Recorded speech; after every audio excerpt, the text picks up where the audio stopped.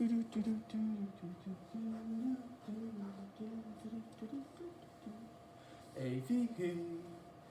make way, make way. Students, it's time you knew. The village of AV is all you need. The teachers are practicing. We dance to an ancient song. Oh, hi. I didn't see you there. I was just sitting down to read one of my favorite books and perhaps singing one of my favorite songs. Well, since you're here, why don't you enjoy Iggy Peck, Architect.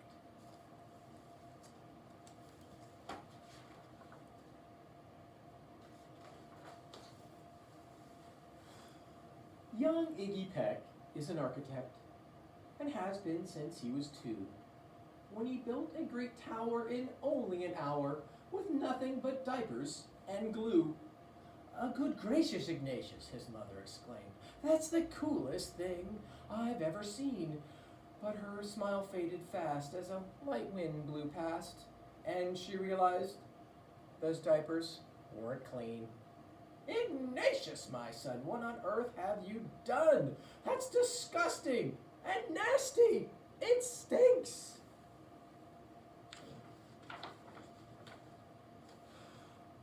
But Iggy was gone.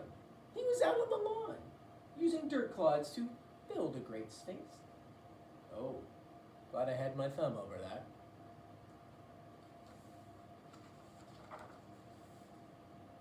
When Iggy was 3, his parents could see his unusual passion would stay. He built churches and chapels from peaches and apples, and temples from modeling clay.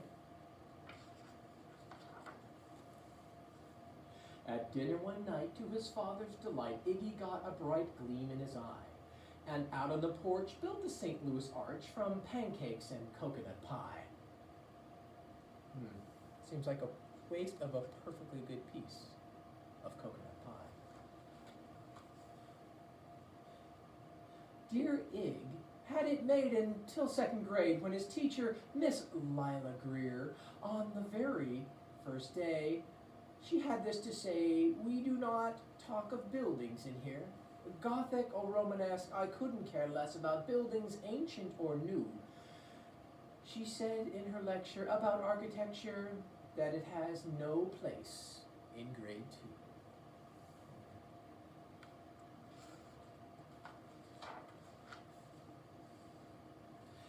2. That might seem severe, but she was sincere, for when she was no more than 7, she had a great fright at a dizzying height in a building so tall it scraped heaven.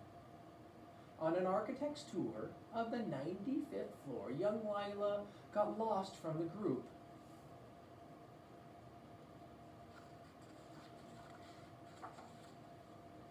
She was found 2 days later in a stuck elevator eating cheese with a French circus troupe.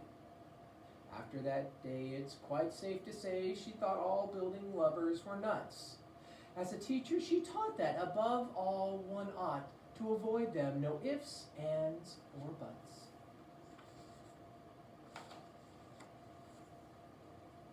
As you might guess, it would cause Iggy stress to hear such terrible talk. But he didn't hear. He sat in the rear while building a castle of chalk. You, Iggy Peck, your desk is a wreck. Tear down that castle right now. You will not build in here, is that perfectly clear? Do you need to see Principal Howe?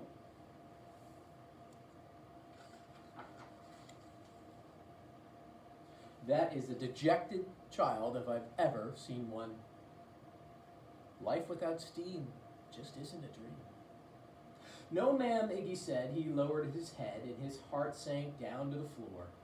With no chance to build, his interest was killed. Now 2nd grade was a bore.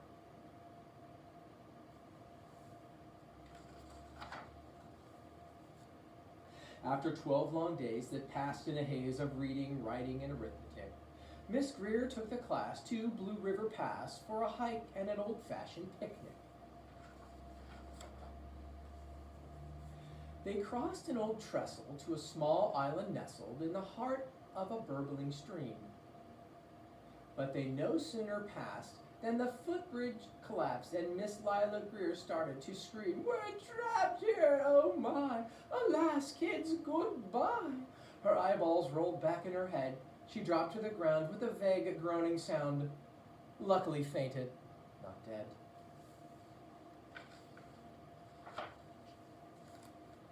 The class was amazed. They stood there quite dazed, uncertain of what they should do. But one bright young man was off hatching a plan which started with Miss Lila's shoe. Soon each lad and lass there at Blue River Pass was working together as one.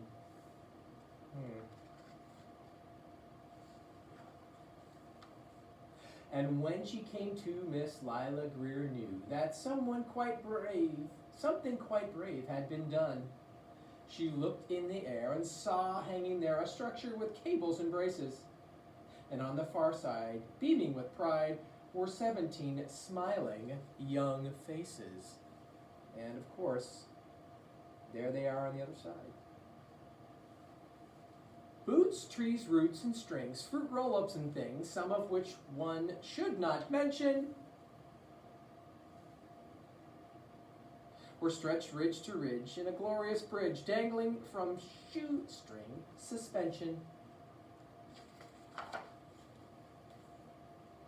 It all became clear to Miss Lila Greer as she crossed that bridge over the stream. There are worse things to do when you're in grade 2 than spend your time building a dream.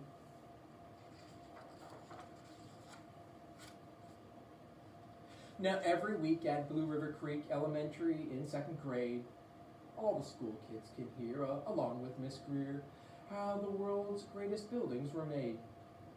The weekly guest speaker in t-shirt and sneakers talks of buildings from Rome to Quebec.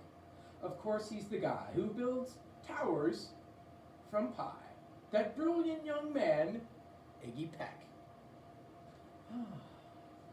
Well, thanks for joining me. I guess I'm off to lesson planning and the exciting things that teachers do, but thanks for joining me. Make way, make way. There's so much to do.